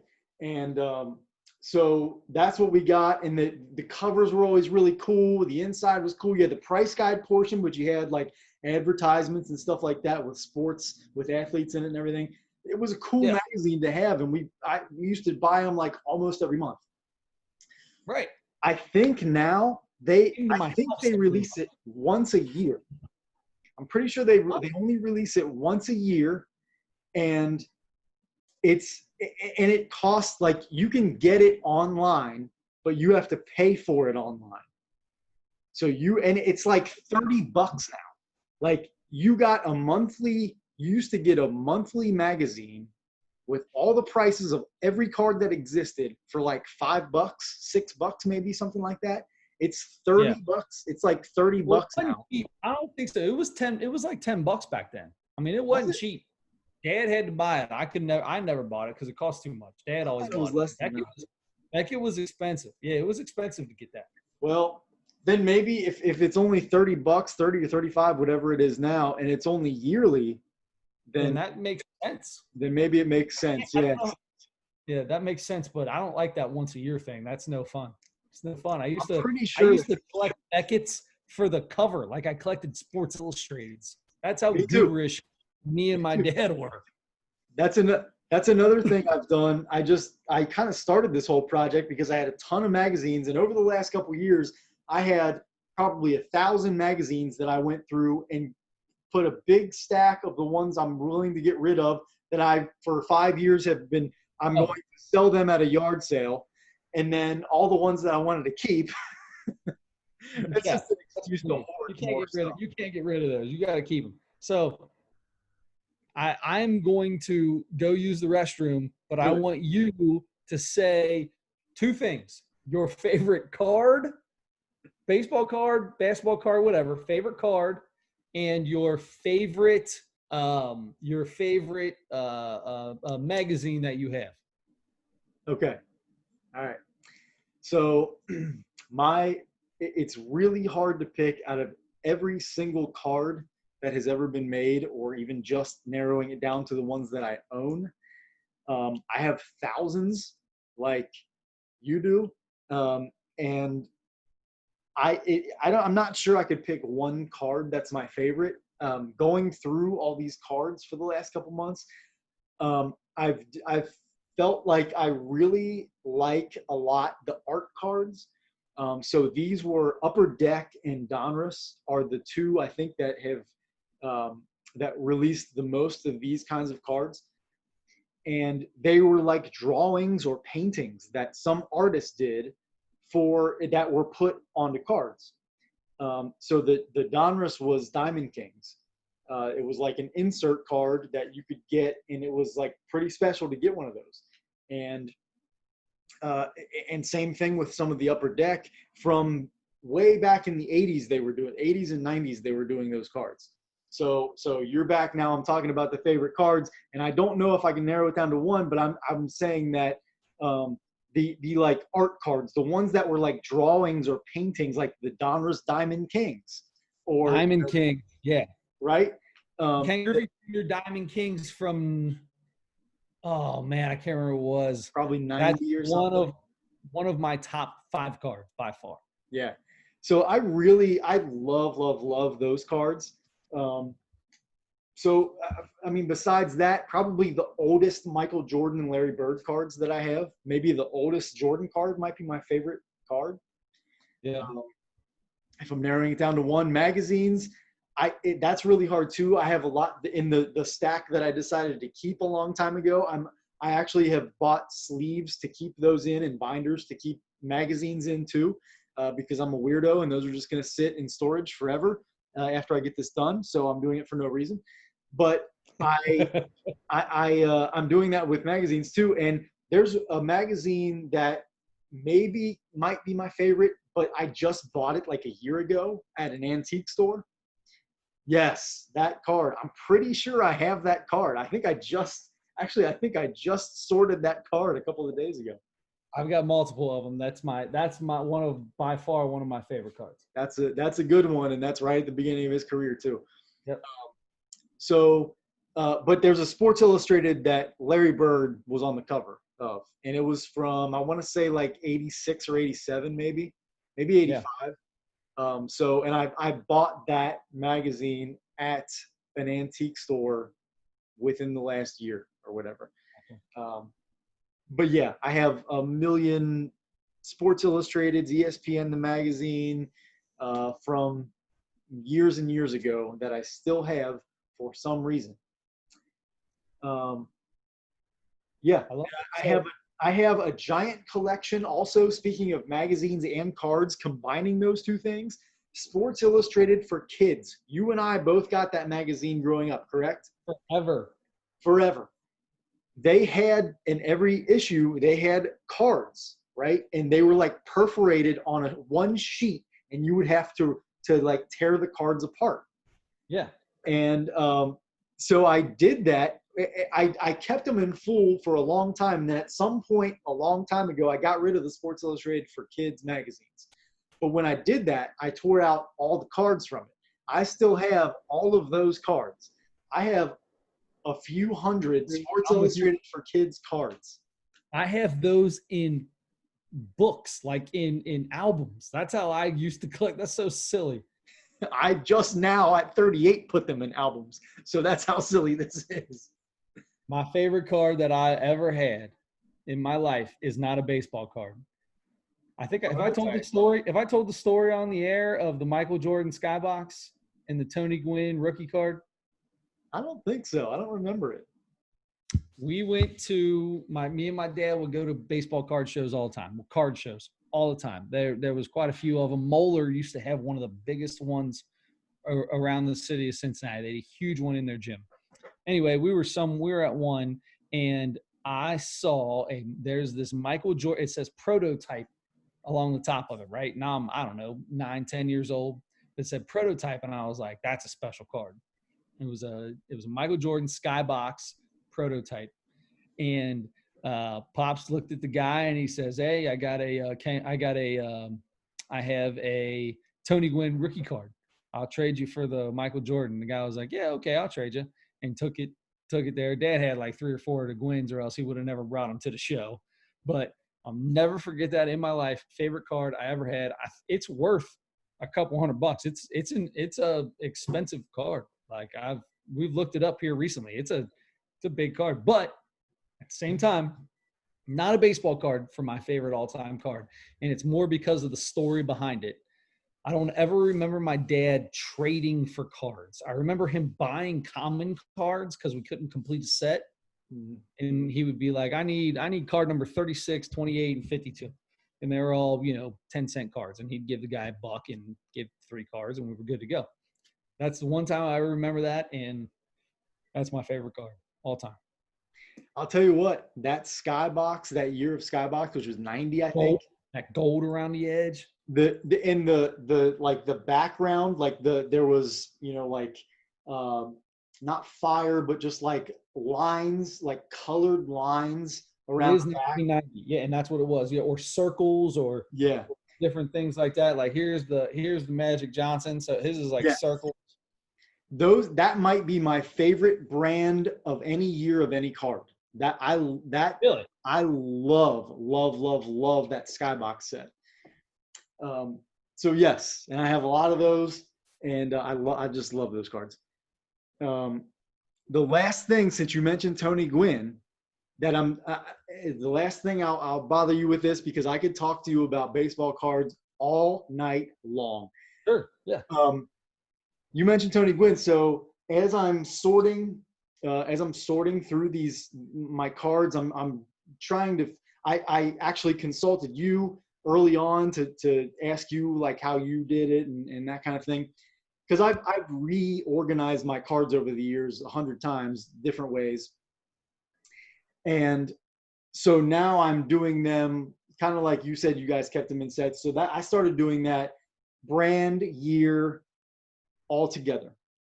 And I like that because I like the aesthetic of it. I like flipping through a binder of pages and all the cards look exactly the same for so many pages in a row. And you leave a space for the card you don't have, right? So you got 1 through 200. You got 200 pages. You got 1, 2, 3, 4. Don't have 5, but you got 6. So you got to leave a space. You got to leave a space. So that's what I'm not doing that, but because I'm not trying to collect the sets. And I was going to say, you're not opening 1987 Donruss anymore, you know? But I am. Because I have in the last few years bought boxes of cards, because Chris, I still get the same joy from opening a box and opening 36 packs of cards that I did when I was a kid. I'm telling you, it gives me joy. It's for a different reason now, I think, because it reminds me of how much fun we had doing that and how fun it was collecting cards and getting a brand new pack of cards. Oh my God, I know who that is. He's awesome. Oh my gosh, I can't believe I got this card. When we were little, when we were, you know, from 7 to 15, if you came to the Witt's house, there was a good chance you were either going to ride your bike to Delhi Dugout, or my dad was just going to randomly bring home a box of cards and we were going to spend the day opening cards. Or I remember, so trading cards as kids was huge in the 70s, right? In the 80s, it was huge. Yeah. I remember as a kid telling my cousins to bring their cards over. I used to love telling Tony, whatever, let's go to Delhi Dugout. You get some cards, I'll get some cards. We'll go home, open them, and then we'll trade. Because I take all his good cards. He like Kirby Puckett. All I needed to do was pull Kirby Puckett out. I get any card I wanted from him. I'll trade you this Kirby Puckett for that Michael Jordan prototype. Yeah, exactly. That's funny. So yeah, I still really get a lot of excitement out of opening boxes of cards. A couple years ago, so you know, you do the white elephant gift exchange thing, and so at my dad's side of the family, one of my uncles was a big baseball guy. He used to collect cards and stuff, and he got his gift that he wrapped and put in the white elephant thing was 2 boxes.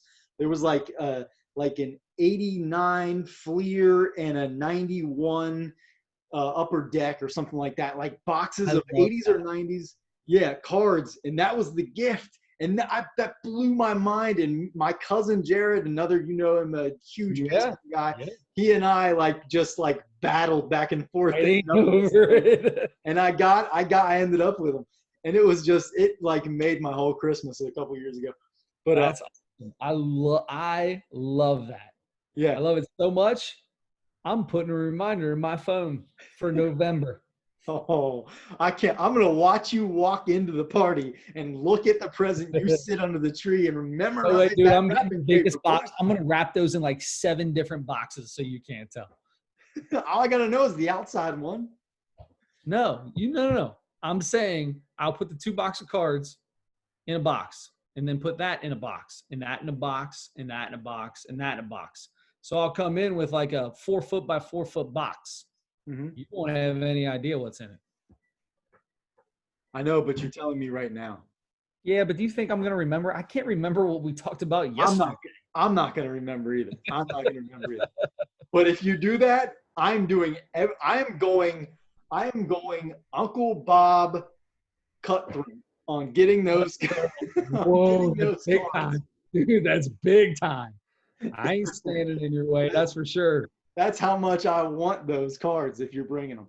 All right. So anyway, the last thing I'm going to say, so I'm sorting them kind of like you said, a little bit different, but I used to do like my favorite players or the best players at the time. I would get all of their cards together and put them all in a book together, like all to, like I had a book when I was going through these things and kind of like taking everything out of how it was sorted before. I had a book where I had Ken Griffey Jr.'s, Frank Thomas's, Juan Gonzalez. Oh my God, That dude. tells you how long that's how long it's been since I've like resorted these things, like early 90s, early mid 90s. You had albums of just one player? Well, like in that case, it would be an album of just Whatever, 5 or players, like 10 like 5, but 6, 7 pages of just Griffey's, and after that, because we have the big 3-ring binders, right? yep. We had some smaller ones, and yeah, that might be the case there. But That was anyway, always the big 3 rings. You had to have the big monsters with was there 3, 6, is there 9 or 12? yeah, 9. 9 per page, which is what I'm excited about because I'm putting everything in binders now out of boxes. So I'm going to be able to count my cards, or at least come close to it, because I can count by nines now, not by ones. Yeah. Just count by 10 and subtract. Yeah, just count number of pages, right? Too So many. anyway, but so what I always did was, I did always have a book just for Michael Jordan cards. That was the one guy that I had one book for just my Michael Jordan cards. That's how my Griffies would be. Yeah, and I did have Griffey's like that for a while. And then I would have a book where I would have most of like I had all Larry Birds, all Magic Johnsons, all Hakeem Olajuwons or whatever. So I had all my favorite or the best players from that time all together, and I might have sorted everything else by year or something else. Now, what I did this time, I took everything out. I am. Are you okay? I thought I just popped in my head that I thought I had a box of cards sitting on the steps over here. And I was gonna go grab it real quick, but go ahead. I got you. No, so what I did though was I was like, okay, you know what? I have so many favorites. I like so many former players and stuff. I could do that with so many. I'm not going to do that. I'm going to make myself more strict. Okay. So Griffey, Bonds, Clemens, all the greatest players ever that I have cards of, I took those all out. I sorted them with everything else, except here are and same thing with basketball. I had all my Stocktons together, all my Olajuwons together, took all those out. I have only Michael Jordan's together, Larry Bird's together. I made a decision to do only Barry Larkin's, Eric Davis's, and my favorite non-red of all time, Tony Gwynn. Wow, that's where the Tony Gwynn comes in. Nice. Tony Gwynn.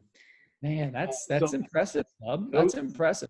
Of all the Hall of Fame legendary baseball players I have cards of. I mean, I have Greg Maddux rookie card. I have just Clemens rookie. Everybody, Bonds, Griffey. Those are all sorted with everybody else. I have Eric Davis, Barry Larkin, Tony Gwynn. Nice. Nice. I like that. Here's the deal. Here's how I like to do things. I like my sets, right? But if there is an outlier, I'll nix that, throw it in a plastic sleeve, put that in a separate box. Hard plastic, not plastic, hard plastic sleeve. Yes. I had a stack of probably maybe like 30 or 40 cards in hard plastics. Took all of those out. All of those out. Wow. Yeah. I'm just doing all pages in binders, but there's going to be a binder with Gary Larkin, Eric Davis, and Tony Gwynn. There's going to be a binder. Well, I might stick my birds because there aren't so many of those that I can fill a 3-ring binder. So I'm probably going to stick those behind the Jordans in the Jordan book. Yeah, those are that unique. I love it. I absolutely love it. I think that should bring us to our final segment of the day. Adam, have you watched the comedy segment for Mr. Jerry Seinfeld? Yes, called 23 Hours to Kill, which is kind of like a double entendre sort of a thing. So yeah. Comedians only work 1 hour a day, and killing is a big term in comedy. Sure. Right. Yeah, kill it. So he's going to write. He's probably writing for 23 hours a day so that he can kill for that 1 hour. So he's killing. Well, I'm going to go ahead and start and tell you that he didn't kill it in my book. I love Jerry Seinfeld. I absolutely love the Seinfeld show is my all-time favorite show ever. However, we were talking the other day about how you said your favorite actor was somebody, and I was like, it's not Andy Griffith. And you were like, well, it's my favorite show. Well, boy, that's the truth when it comes to Jerry Seinfeld. I fell asleep. I had to start it over the next day and try again. And I found myself not paying too much attention to it the next day. He had some funny stuff. He's funny, but that's not my comedy, man. It was my kind of TV show. It's not my kind of comedy. I gotcha. Okay, so would you like to rate it then? 1 to 5? Yeah, I'm gonna give it like a 1.9. Yeah, it was low, man. I hate to say that I disliked it that much, but it wasn't any good to me. I was bored. It was boring. And he gets in his voice is so weird and it was funny in the show. I couldn't, no good. Chris, I don't want to make you overthink anything or change anything, but that is the lowest score you have given to any of the comedy. I'm not overthinking anything. I'm telling, hey, listen, I would have wanted this to be the lowest one. And I love Seinfeld. He's one of my favorite people of all time. Wow. Dropping it down, man. Sorry, Jay. Listen, everybody's got a bad special. You're getting old. The last special he did, I think it was called I'm Telling You for the Last Time or something like that. Yeah, it was supposed to be his very last one he was ever going to do. Yeah, he was back at the original, where he did his very first show, right? I think so. I didn't think that was bad. I thought that was good, except for it was a lot of flashback stuff. It was more of a TV show than it was a comedy special, but whatever. And this one wasn't. This was purely a stand-up set for an hour. Suit and tie. Yeah. Right. So I am. It's so funny. I am a person who likes Jerry Seinfeld, who liked the show Seinfeld. I've always thought, because so many people think it's the greatest show ever, because of that, I've always thought it was one of the most overrated shows ever because I didn't think it was super funny. Yeah. But I still like it. I've seen almost all the DVDs. I watch them all the time. Yeah. I mean, reruns are on all the time still, and I will still watch them. I've probably seen every episode, but he's never been my favorite. I understand a lot of people consider him a legend in the stand-up comedy game. Yeah. But he's never been like, the highest level for me. This one I liked better than I liked his show, and I liked better than some of his other specials. I thought, especially because I think he was 65 when he recorded this, and it was released just last week or whatever, but he just a few weeks ago or whatever, but he just like a month ago turned 66. So anyway, recorded this when he's 65 years old. Look, that's not super old, but he's still very spry. He's still very spry. His mind's still pretty sharp. now I'm going to start talking about this like you're not supposed to be at 65, like that's so old. But so sorry, mom, dad, aunt, uncle, anybody, anybody listening to this. But he even got on the ground. Physically he's in pretty good shape and all that good stuff. But I liked it, and I thought it started a little bit slowish, and there were peaks and valleys. There were some things that I did not care for as much as others, but he did a lot of. First of all, he had a band bring him out. There was a band on the stage. That's kind of cool. I like that.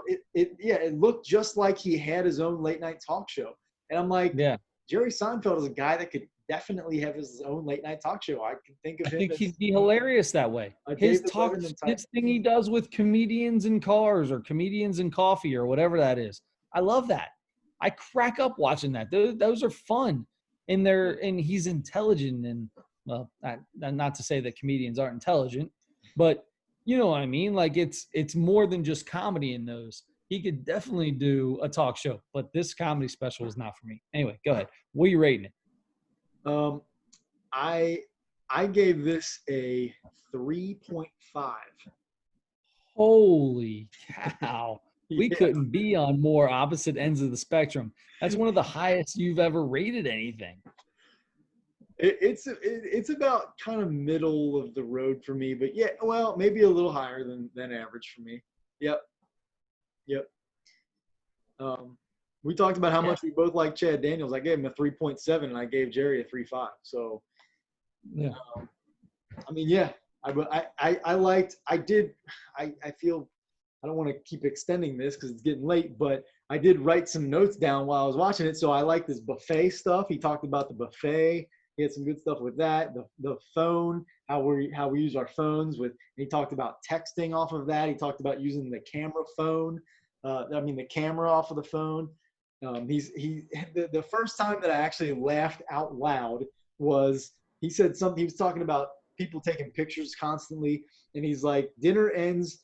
You go out with a group of friends and dinner. Dinner ends in a picture. We got to take a picture, and he's like, "Why? I didn't have a good time. I don't want to remember this."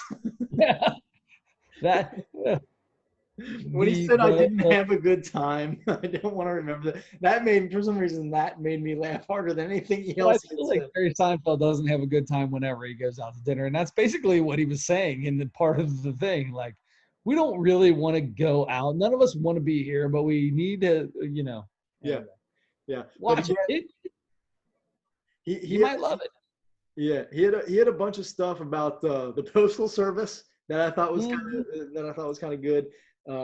He talked a lot about marriage, a lot in the second part of the thing about marriage and being married and having a wife and all that kind of stuff. The public restroom stuff. I think of him as a germophobic type of guy, similar to me. I think I don't know if I'm right about that or not. And he just comes across to me that way. He talks about how why did we stop? Why couldn't we extend the door on the stall down another foot? Why does it stop there so you can see everybody's feet and and the gap? They don't ever make the door. There's a gap between the door, so you can always an eye you're thinking you can see. If you're dropping, that is true. And I did think about this when I was listening to it. When I'm dropping a deuce, I'm always looking to see if somebody's looking at me. Yep. Yeah. I got my eye on everybody. Probably doesn't care if somebody's looking at you anyway, but still. I don't cover up or anything like that. I sit there proud. Go ahead. Take a look at this little thing.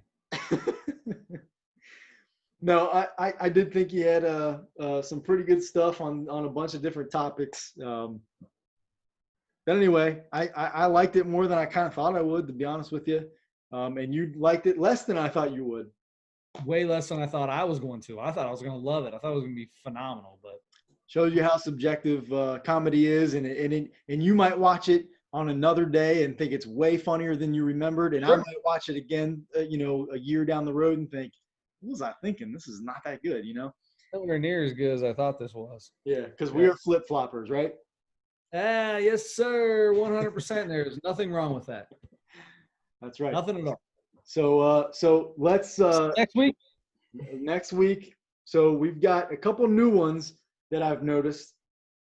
Patton Oswalt. Patton Oswalt is one All over Netflix. called I Love Everything. So that's one. Hannah Gadsby is another one. I don't know a lot about her, but this is, I think, her second Netflix special. This one's called Douglas. I don't know who Douglas is yet, but I feel like that might be somebody we figure out. So those are the two new ones that I've really noticed more than any other. I have a list of many others that I already mostly all except one that I know that I like as comedians, that we could watch because I think they're going to be good, and I don't know if you've seen them or not. The other newest one I saw was Taylor Tomlinson. We talked about her many times, possibly doing that, and we never did.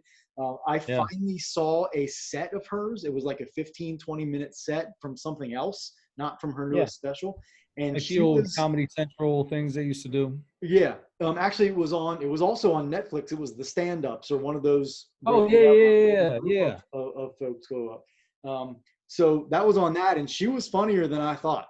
I don't know why I had any expectations either way, because I've never seen her before. But I've also learned recently that she is the new girlfriend of another comedian that I like, just within the last few months.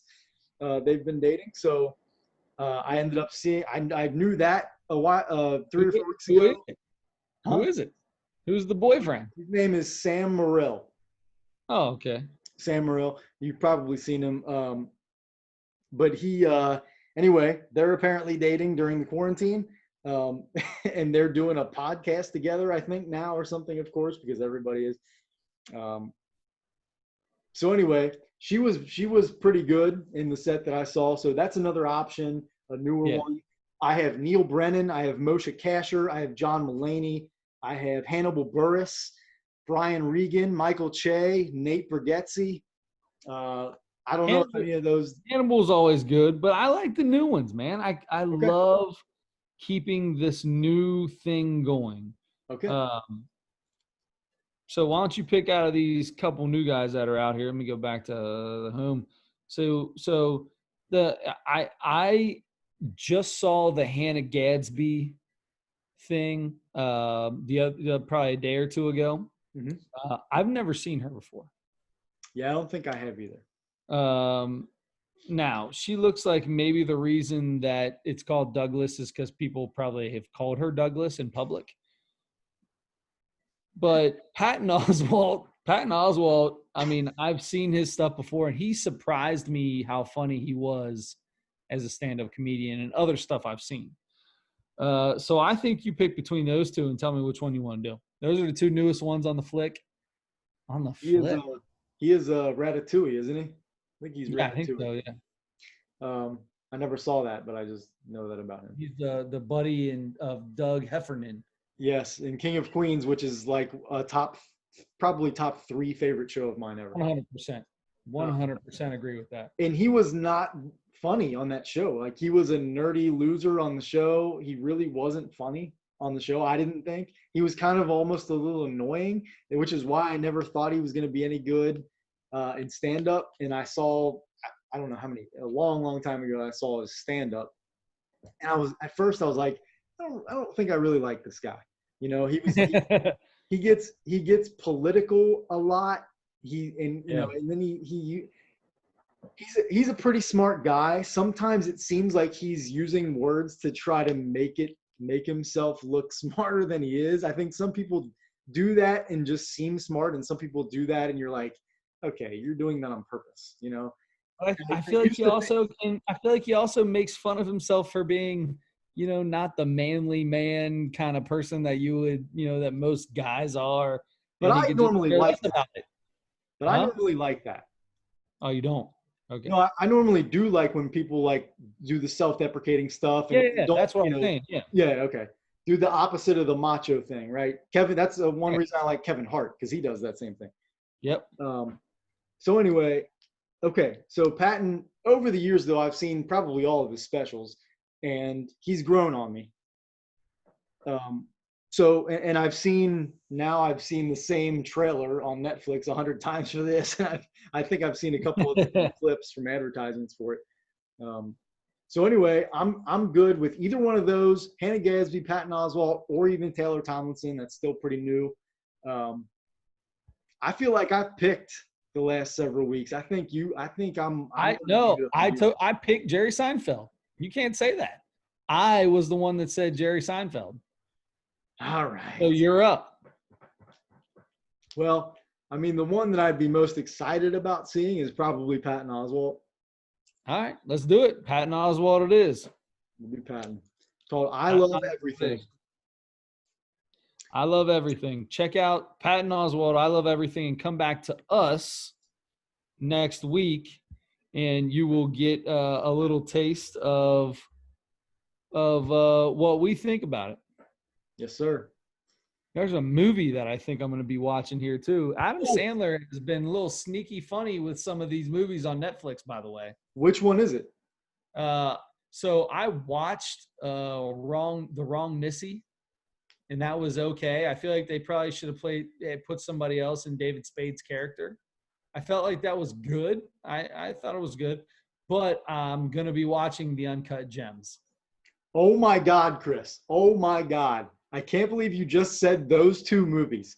I almost never watch movies. I have a hard time sitting still for 2 hours or an hour 45 or whatever. I don't go to the movies. I don't sit here and just watch a movie beginning to end, hardly ever.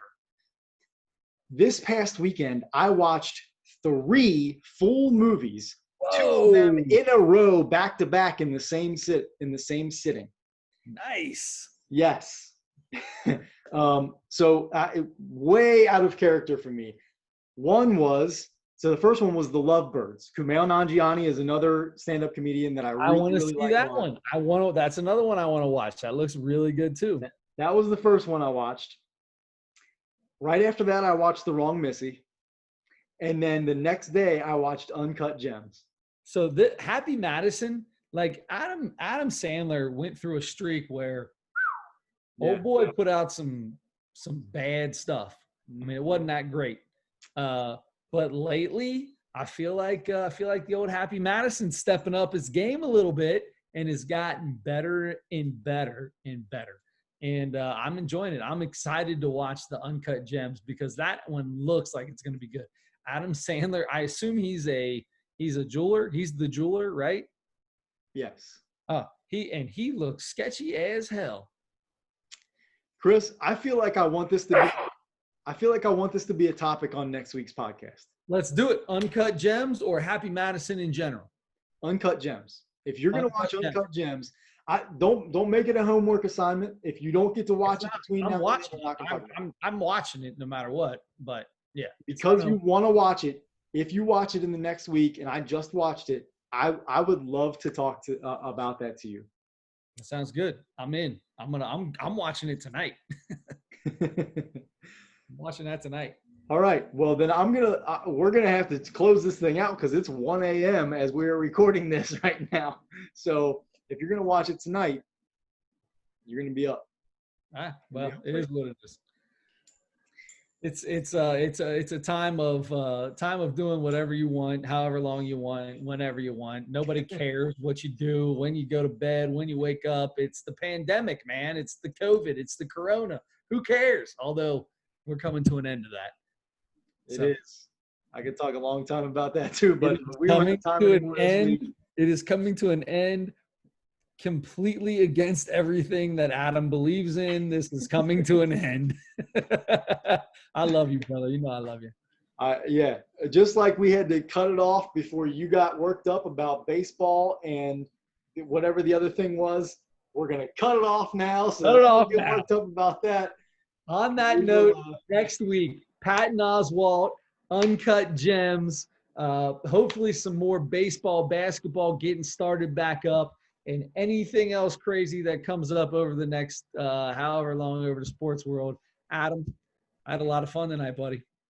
So did I. All right, bud. Till next week, don't forget to turn your headlights on.